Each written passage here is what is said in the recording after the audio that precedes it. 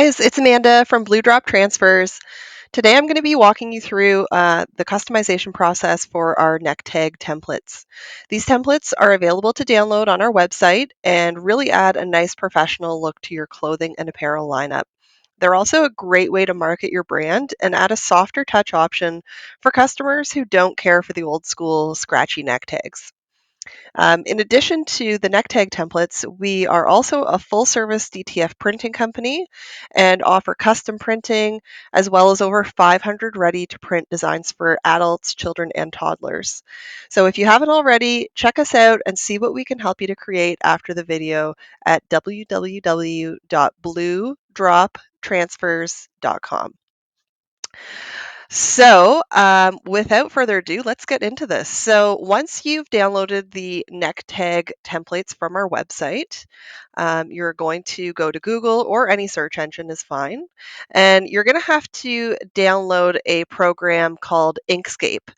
Inkscape is a free graphic editing program, and I highly recommend it to anybody who is in the custom apparel business. It's a really great free alternative to Adobe Photoshop, and with a little bit of practice, it's actually fairly easy to use and can be a really great tool to make some unique designs. So I'll show you some of the basics today, and we'll also get the download started so that we can begin customizing our neck tag templates. So in the search bar, you're going to type in Inkscape, download. It should come up as the first link here. So you're going to go ahead and click that. From there, you're going to have to choose whichever installation package you want based on your operating system. So they support Windows, Mac, and GNU or Linux. I'm not sure if I'm pronouncing those properly. Anyways, for most of you, I think you're probably using Windows or Mac, so you can go ahead and choose that, and then you'll have to select which architecture you want, whether you have a 64-bit or 32-bit system. You can also choose whether you want the installer to download in EXE or Windows installer package. I would just choose one of those two. It's not going to make a huge difference anyways. So once you select that link, it's going to open the installer package and walk you through that process. Once you've finished installing the program, you're going to have to restart your computer. So we'll give you some time to go ahead and do that. And then once you come back to your computer, you are going to go ahead and open your new Inkscape program. So it should show up in the toolbar right down at the bottom, and it looks like a little black, almost like a half square. If it doesn't show up there, you can just run a search in your programs and find it. So let's go ahead and open this up. This is your loading window. So once you've started to tinker around with Inkscape a bit, some of your past files will be in here. Because we're working on a new file, we're going to go ahead and select New Document.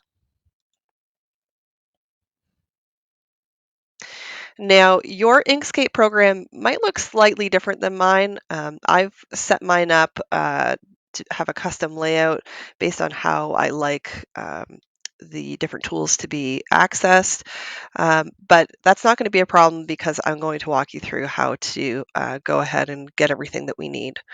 So the very first thing that we're going to do is we are going to go to the File tab up at the top, and we're going to open a file. From here, you're going to want to look for the Tag Designs SVG file, which on my computer looks like this. And you're going to go ahead and double click to open. You might have a pop-up that comes up here, and it might have a number. If you do have that, just make sure the number is set to 300 and go ahead and click OK. You don't have to worry about any of the other settings too much. So when your file opens, it should look like this.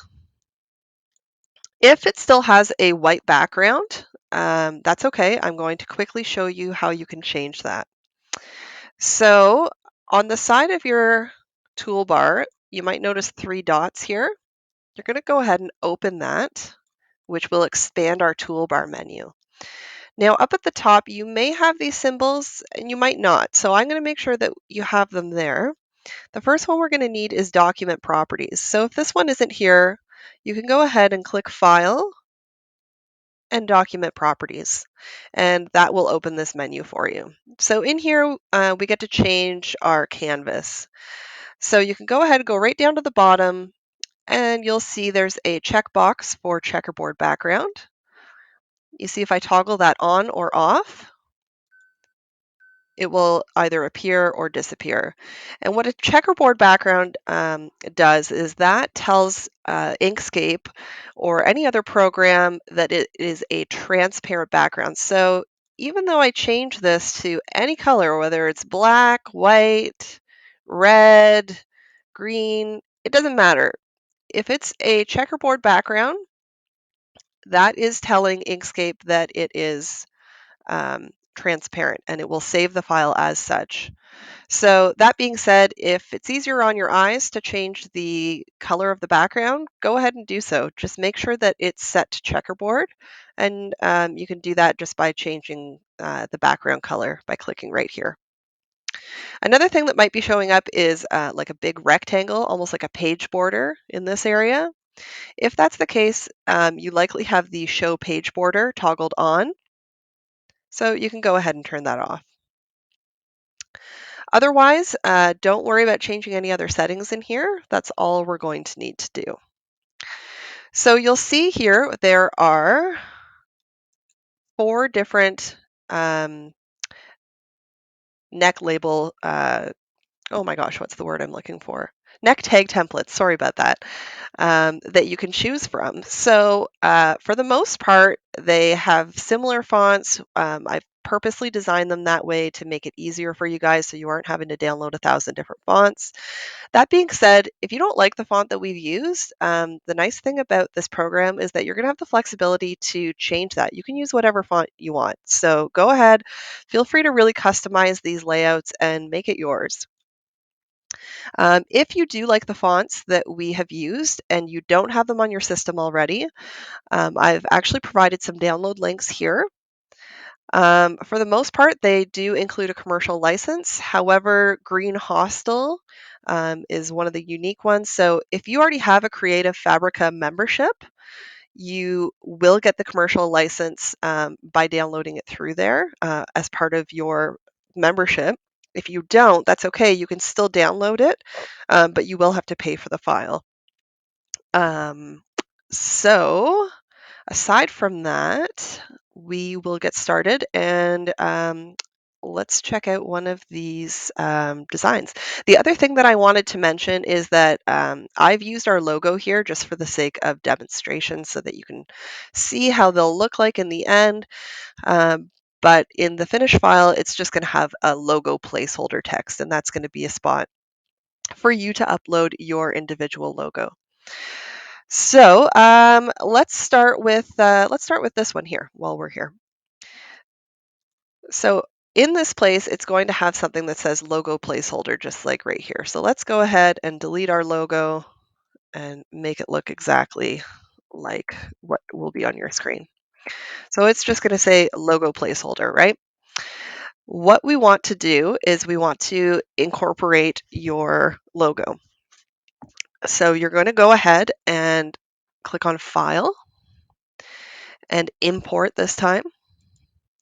The difference between import and open, I'll touch on this now. Open is going to open a file into a new window. Import is going to import a file into the existing window. So we don't want to open a new window. We want to get your logo into this window. So go ahead and click import. Navigate to wherever you have your logo saved, and you're going to go ahead and just double click that. Now, you can see the logo is just way too big. We obviously can't use this. We need to size it down. So the way that you can do that is by using these little arrows that are in the corners.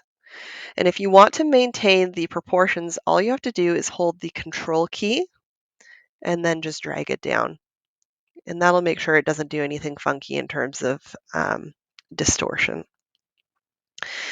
And then we're going to bring it right over here. We're going to select the logo placeholder and we are going to hit delete. We're going to bring the logo right into place. Actually, you know what? This is a good time to show you guys something. So you see how it's wanting to kind of snap almost like a magnet over to that corner? If you don't want it to do that, all you have to do is toggle this snapping setting on or off. So if I turn that off, it won't do that anymore. So let's go ahead and expand that. And you see how it snapped to the corner there? That that ensures that we are within the size parameters, but you could see it's still not centered. So you can just go ahead and play with that a little bit. I'm going to go ahead and turn the snapping off just to make my life a bit easier. And that looks about centered.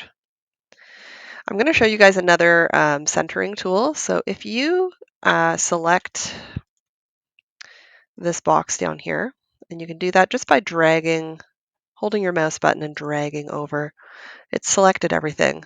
And then if we hold Shift and select your logo, you can go over to your toolbar and there should be an Align and Distribute tool. If that isn't there, you're going to go to Object, Align and Distribute, and click that, and then it'll show up over in your toolbar. So let's go ahead and open that. And if I wanted to, I could click this, Center on Vertical Axis. Oh, actually, sorry. So because I don't have everything grouped, it won't allow me to do that. So what we're going to do is we're going to select this again, and we are going to right click anywhere on an image in there and just select group. And that helps Inkscape to recognize this as one solid object instead of, 20 or so different pieces. So let's go ahead and we're going to select this and your logo again by holding Shift and then go over and center this again. So you see it just kind of brings everything in nice and centered. If anything ever happens and you need to go back, like you want to undo, you can either click Edit and Undo, or a nice quick keyboard shortcut is Control Z. So now we have our logo in place. If we want to adjust the size, we're going to have to go in and edit this box. So now that I've grouped everything, if I try to double click here, it might give me a hard time with trying to change this. So what we're going to do is we're going to select the file, or sorry, the entire object. Oh, see, Inkscape automatically ungrouped it. But if it does not, and if it wants to stay as one solid object, I'll show you guys how to do that. So if it's one solid object and you need to break it apart, you're going to right click and just hit ungroup. And then see it all becomes individual pieces again. So now we can change the sizing. If you want to see what kind of font this is in here, it'll tell you right up in the top corner. So this is the impact font. So if we wanted to change this to medium, we would just type M, and you see how it hasn't kept with the impact font. So we're going to have to go ahead and change that. So just highlight the letter and find impact.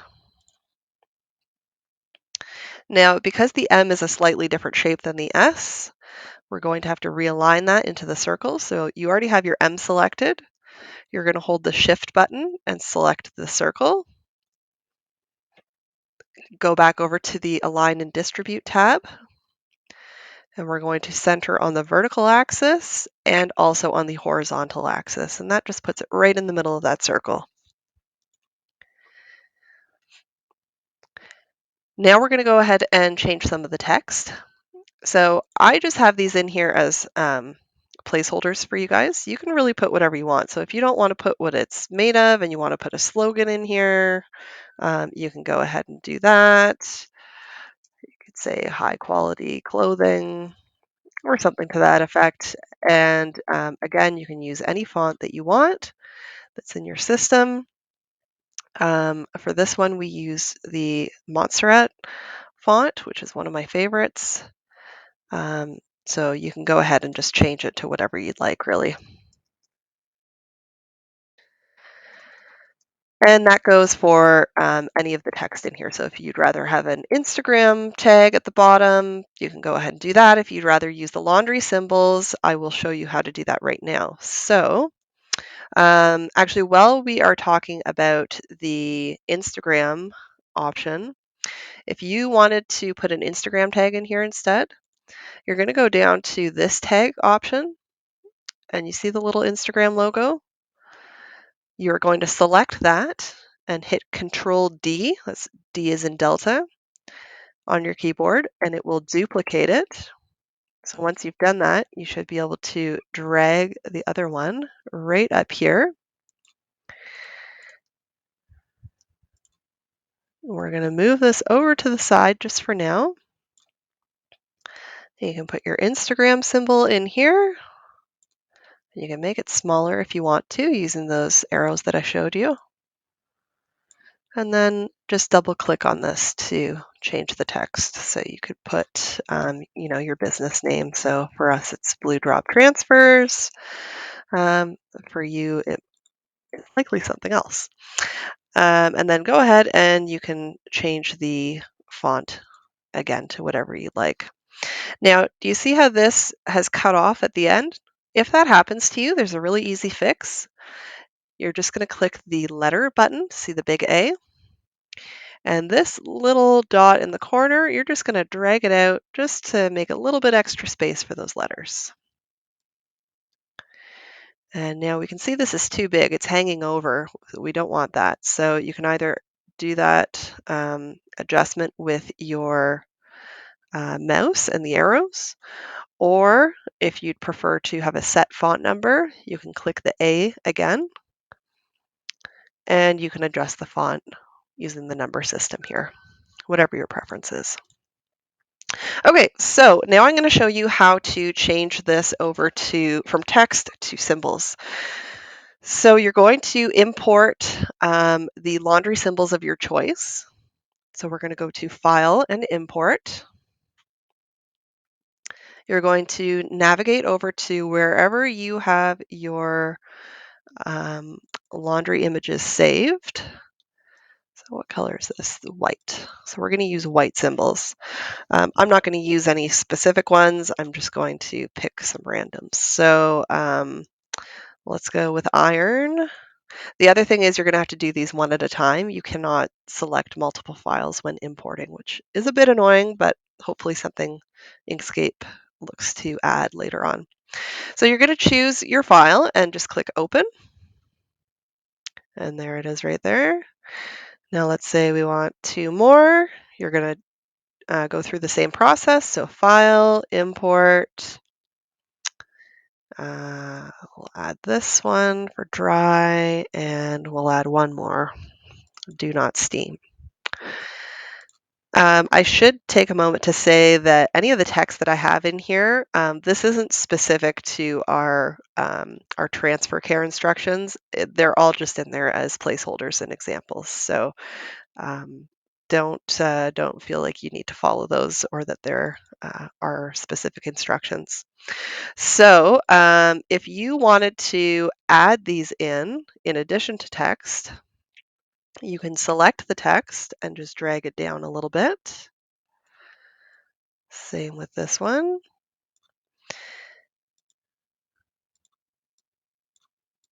And then you can go ahead and make these a little bit smaller. Now you see how I'm getting some distortion here. I forgot to hit Control. So this is a great um, learning opportunity. So now I have this awkwardly distorted image and I really want it to go back to how I had it. So what I'm going to do, I'm going to hit Control Z or Z, depending on where you're from. And let's try that again. So this time I'm going to hold the control button and drag the arrow down, and then it maintains the proportions ever so nicely. And let's just put this guy right up here.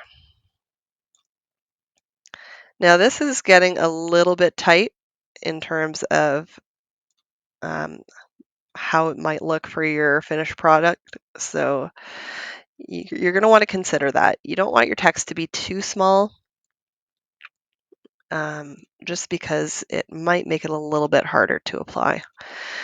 This looks okay though. So if we put this one here, we'll do the same thing with these. We'll just resize these.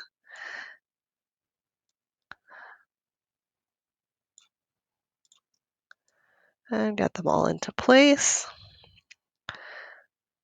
Make sure they all look more or less the same size. Okay, now let's say you have this and they look kind of wonky. So you have one that's here and one that's um, up here, and the other one's like spaced way out here. You don't want that, right? So a quick way to make it look nice and aligned is to select all of the images. So you will hold Shift and select the other images that you want to align. Sometimes with the tinier images, it's difficult.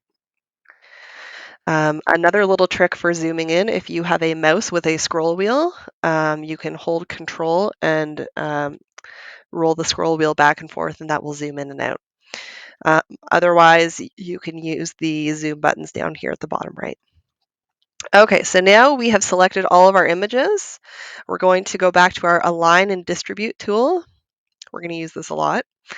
And we want to align these all on the horizontal axis. And another great little feature in here is the distribute part of it.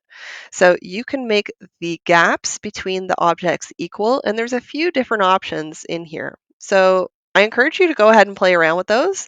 For this example, we are going to want the horizontal gaps between the objects to be equal. And there you go. So they're nice and spaced out evenly. They look fairly equal in size. This one might be a little bit bigger, so let's bring it down there. And I think that looks fairly good. If it were me, I might bring them in a little bit closer, but it's really just personal preference, whatever you'd like. And then you can also just delete this text altogether if you want. So you just select them.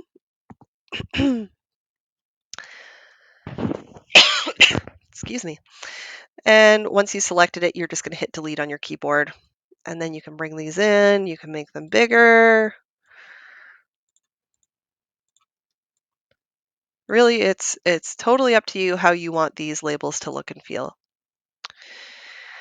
So let's go back to how we had this, and I'm hitting Control Z to undo everything. So let's say we are very happy with this label. We want to go ahead and use this.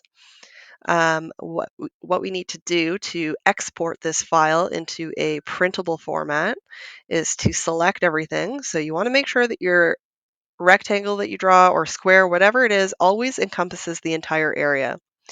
And I'll show you why. Because if you only get a portion of it, so see how I only have about half my logo, or even if I just don't quite get all of it, it doesn't select that as well. So we really need to make sure that everything is selected. From there, you're going to look at your toolbar on the side and you'll see a little page with an arrow pointing out. And that means export the document as a PNG. So you can go ahead and click that. Now it should open this tab here that says export area. You want to make sure it says that selection is checked off, because if you choose custom, it's not going to pick up on the area that we have selected. So selection ensures that everything you've selected and only what you've selected is going to come out in the file. So you don't end up with a bunch of extra stuff around. You want to make sure that your DPI setting is at 300. 300 will give you the best print quality. And then otherwise, you are good to go. So you can choose to export as, and then you can save it wherever you'd like. You can name it whatever you want. So in this example, we will call it, let's see here. We're going to name this test label 123. Perfect. Okay, now let's see how our test label turned out.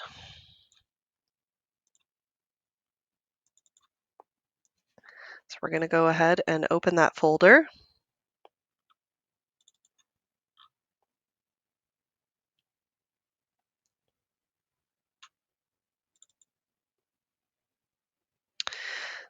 And open the file. And that looks great. That's exactly what we want to see.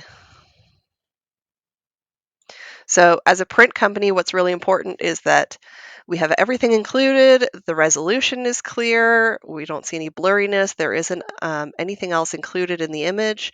We also want to stay away from having a bunch of blank space at the sides as well, because when we print, if you want the image to be 2.5 inches and your margins are set out here, then that actually gets counted in the 2.5 images, or sorry, 2.5 inches. So we really want to make sure that it's only the image that is being printed. And that is exactly what we need there. Perfect. So let's look at another example quickly. Um, we can do, you know what, let's do this one over here. So this one is black. So you'll see, I should have mentioned this earlier, but all of the designs are available in black and white so that you can do a mix of either or depending on what shirt color you're putting those on. You'll want to maybe have some of each just so that you're prepared. So here we can see that we have the logo placeholder. So if you want to insert your logo, you can go ahead and do that. As a reminder, the way to do that is to go File and Import. And then you're going to navigate over to wherever you have your logo saved. Again, this is far too big, so we're going to hold Control and bring those arrows in, make it nice and small, just the right size.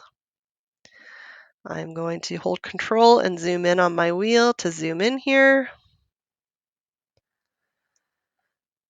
And I'm going to move this out of the way or delete it altogether by hitting Delete and put my logo right here. So you can make this logo as big or small as you want, but just keep in mind that it's going to affect the dimensions of your finished clothing label. So if you're curious to see what you're working with for size, you can select the entire area and go up here and you can change the units. So I like to work in inches. And you can see up here exactly how big the tag is going to be. So right now we're at about I'm going to say 3.4 inches, and our height is about 2.1. So if I needed to make that smaller or bigger, I could change the size of my logo, go back and center it, or if I wanted it to be much bigger, I could do that as well, whatever you like. So in this example, I'm actually going to show you if you don't have a logo and you just want to write your brand, I will show you how we can do that as well. So let's get our logo placeholder back. So if you just want to put your brand name in and you have a font that you use for that, so we'll say Custom Apparel Co. You can go ahead and write that in and then go up here and find your font. So let's say somebody uses this one. This is a pretty popular one. And again, you can make that as big or small as you like. So let's go with that there. Now, we obviously want to center that over the text. So what we're going to do is we're going to take a triangle and draw it around all of our elements. And we are going to right click and select group. So remember, Inkscape sees this as one object now instead of a number of objects. We're going to select this object and select our new text by holding Shift and selecting both. Then we're going to go over to the Align and Distribute tool, and we are going to center on the vertical axis. And that gets that lined up nicely. And you can bring it in closer if you want. You'll probably have to realign if you do that. So there we go. So that's how it would look if you just want to write your brand in. Now, if you want to make changes to this, you're going to select it and then ungroup by right-clicking. And now all of these are editable objects. So this font here is the Green Hostel font from Creative Fabrica. Again, you can use a completely different font if you prefer. Um, you just do that by selecting the object, clicking on the A, and then you are going to highlight all of the font that you want to change, and then just um, select whichever one in here that you'd like. You could do like a Harry Potter one or really whatever floats your boat. And again, you can change the text here if you want this to say something else, like maybe you have a slogan, or if you want to instead put your website up here, you can just double click. Oh, and Inkscape has crashed. Sorry, guys. We are going to have to open this again, but that's okay. It won't take long. That is actually a great point. Make sure you save your work so that if that happens, you don't have to go back and do everything over again. So let's go back to where we were here. Um, while we're talking about saving, the way to do that is to go File and Save As. So there's a difference in saving or exporting your image as a PNG, which we just showed you earlier. If you export it as a PNG, you can't go back in and edit the file. You need to save this as an SVG file by going File and Save As. That is your working file and your editable file. PNG files are not going to allow you to do that. So don't wait this long before you go ahead and save that, okay, guys? So, yeah, you can, as I said, you can just go in here, you can make adjustments however you want. You can delete the Instagram tag if you don't want that by just selecting it and then clicking delete. Or if you need more space and you want to um,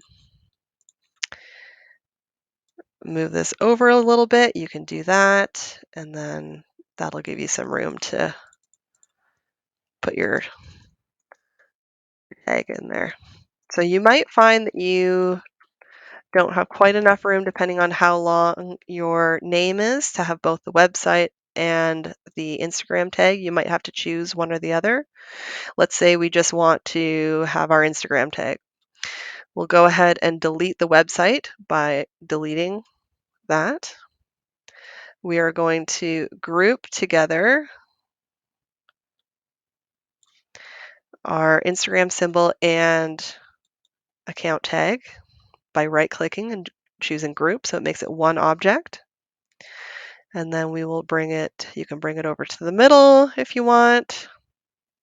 You can bring it over to the left. You can really do whatever you want. So if we want to put this here and we want to align it with, let's say with our logo placeholder, we are going to select the logo, select our Insta tag, go back up over to align and distribute, and center. And there you go. And again, if you want to change any of these symbols, you can definitely do that. So right now, these are all grouped together. As you can see, the box is around all objects. So if you don't want to delete all of them, you want to keep some, you're just going to right click and select ungroup. And then you can delete the individual images. So let's say you want to get rid of those two, you can do that. And then again, if you want to add some, you can go File, Import. You're going to go over to wherever you have your laundry images saved and just go ahead and add any of those in and just adjust the sizing to make sure they're all about the same.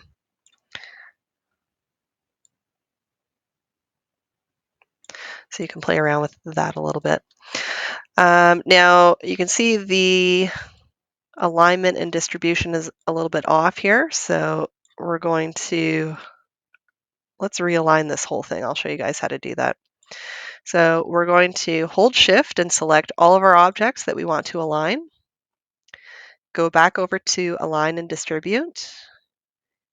And we're going to center on a horizontal axis and make the space between them the same. Now we want to save these as one object by right-clicking and selecting Group. And now we want to align all of this stuff together. So we are going to hold Shift and select everything. And we want to line that up in the center. So we are going to go over to Align and Distribute and select Center on Vertical Axis. And it just brings everything in ever so nicely. So now that we have that, let's say that we're happy with that and we want to export this. We're just going to drag a box over, make sure everything is selected. You're going to right click, select group so that it is one solid object now. If you want to just double check your measurements, you can go up to the top and select inches. And we can see we're at 3.2 inches wide by 1.67 inches high. So this might be a little bit big for me. I might want to make it a little bit smaller. So let's make that smaller. But you see what happens? Everything's just getting squished. We're losing the original proportions. So what we need to do is we need to select this lock button. And what that will do is it will maintain the proportions and you'll see the height will become smaller as the width becomes smaller and vice versa. We make it bigger, we'll do that. So if you ever notice that you're trying to resize something and it's getting squished or looking kind of odd, check to make sure your lock button is on. You can also just type in here. So if I want mine to be 3 inches wide, there, I'm good with that. Now I have my label selected. I want to export this again, so I'm going to go over to Export PNG Image. It's also on the side toolbar, excuse me. And we're going to select Export As. We're going to call this one Test Label 456.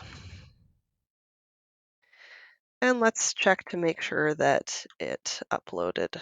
Okay.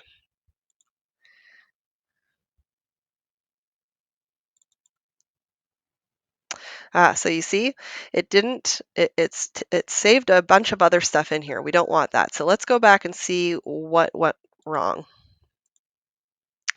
Okay, so I can see that it was the custom box that was selected in here.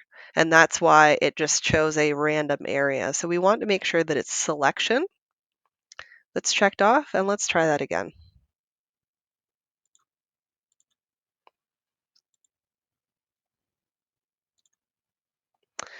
Okay. There we go.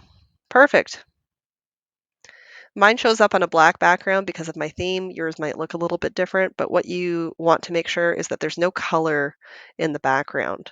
So it's whatever your computer uses as transparent in the back, and that shouldn't be a problem so long as you have the checkerboard background. Okay, guys. Well, I hope that this was helpful. I think that the process might seem a little bit daunting the first time you go through it, but really once you've had a chance to play around with it a little bit and things start to become familiar, it actually becomes fairly simple. And if you need to go in and make any further updates, as you know, if you get a new website, or if you want to add something to your neck tags, then you have the freedom to do that, and you're not just having to pay somebody every time you do this. By using the templates. So I hope that you guys really enjoyed this tutorial. If you have any questions or if there's anything that you'd like to see added, please just drop me a note either in the comments below, or you can message us on Instagram or through our website. If you found this video helpful, please go ahead and give it a like. And if you'd like to stay updated on any new how-to videos, you can subscribe to our channel as well. Thanks, guys, and happy pressing.